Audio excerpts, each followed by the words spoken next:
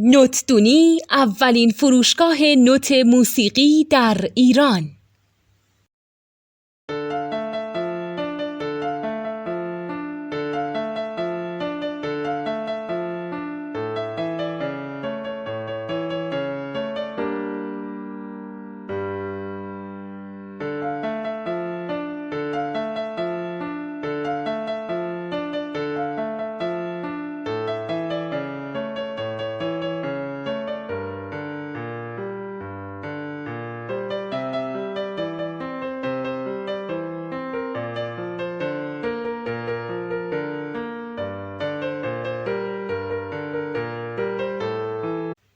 سلام دوست من، شما پیشنمایش این آموزش رو مشاهده کردید.